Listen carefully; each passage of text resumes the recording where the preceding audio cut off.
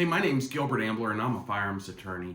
And today I want to talk to you about 5 reasons why you shouldn't rush out to register your braced pistol as a National Firearms Act NFA controlled short barreled rifle or SBR.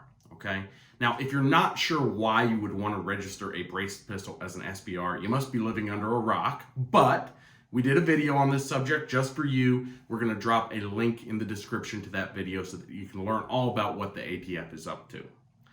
Now, before we actually dive into these 5 reasons, if you do support this content and you support the Second Amendment, go ahead and hit that subscribe button so that you can continue learning about all of the things that the ATF has going on right now. 5 reasons. Let's start off with number 1.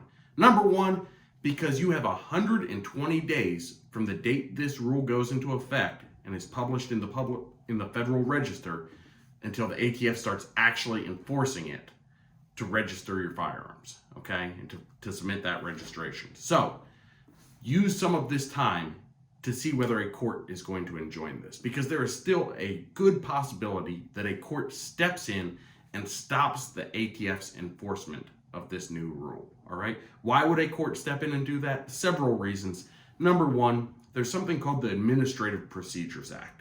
And the Administrative Procedures Act says that for an agency to interpret the law, which is what the ATF is doing here, they cannot do so in an arbitrary and capricious manner. Now, you're all aware that the ATF has flip-flopped on this issue multiple times. Braces were legal, now they're saying they're illegal. This flip-flopping is going to support an argument that the ATF's current interpretation is both arbitrary and capricious, okay? So that's one argument that might be used. I would also expect Second Amendment challenges and Second Amendment challenges under the framework set forth in New York State Rifle and Pistol Association versus Brune. I would expect a common use challenge. The common use challenge is going to argue if there are up to 40 million braced pistols in existence right now and you force them all to be registered as SBRs, they are in common use and cannot be subjected to the NFA. And this is an argument that was very cleverly outlined by an intern at my office, a guy named Oliver Kravchuk. We're going to drop a link in the description to his law review article making this argument if you want to check that out. Reason number 2 on why you should not rush out and register your brace pistol is the fact that if you do so, and it is an SBR, and you're admitting it's an SBR because you've registered it as such, you're going to limit who in your household can possess those items. If it's in the format of a pistol, if it's just a pistol that you possess, anybody in your household that's eligible to possess firearms, assuming you live in a free state, is able to go use that pistol. If it is an SBR, however, and if it's registered to you as an individual, it will foreclose other individuals that might even live under your same roof from accessing that weapon.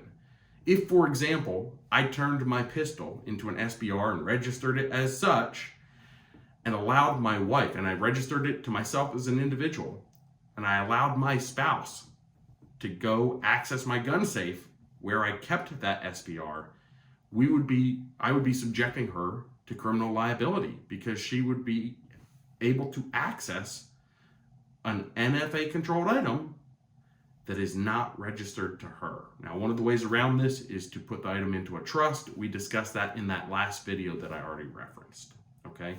But keep in mind, if you register it to yourself as an individual, you're limiting who can possess it to yourself and yourself alone. All right, that's reason number 2. Reason number 3, why you should not rush out and register your braced pistol as an SBR is the fact that if it is an SBR, you cannot cross state lines with it prior to getting approval from the ATF. That's right, you're gonna have to submit a separate form prior to crossing state lines if it's an SBR and get approval from the ATF prior to crossing the state lines. This is going to be via a Form 20.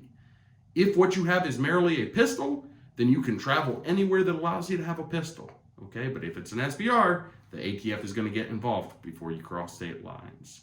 Reason number 4 on why you should not go out and register your braced pistol as an SBR is because for many of you, you might live in a state where NFA controlled items are illegal. Pistols might be legal in your state, but if it is an NFA item, it might become illegal. That means if the format of your weapon is a pistol, you might be good to go. If you admit it's an SBR and change it as an SBR, you might all of a sudden run afoul of state level controls, okay? And reason number 5 why you should not go out and register your brace pistol as an SBR is going to be a separate federal crime, okay? And this is the federal crime. This is found at 18 USC 924 C1B1. And this crime says that if you use a short-barreled rifle in the commission of a crime of violence or in furtherance of drug trafficking, it is a separate federal crime punishable by a minimum of 10 years imprisonment. How could this affect you? Well, if the weapon you went out and legally bought is merely a pistol and you use it in a self-defense incident, probably a situation where even if you get charged and have to litigate that self-defense incident, you're probably litigating in state court.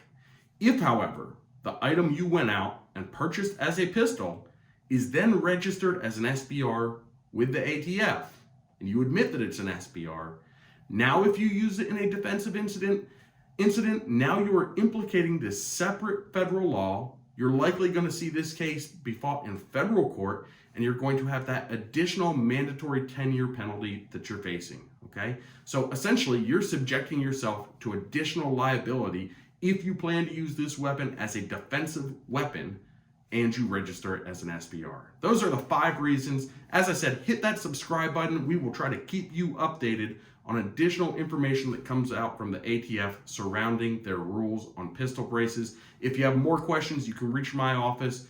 You can give my office a call at 540-550-4236, or you can email me at gilbert@amblerlawoffices.com.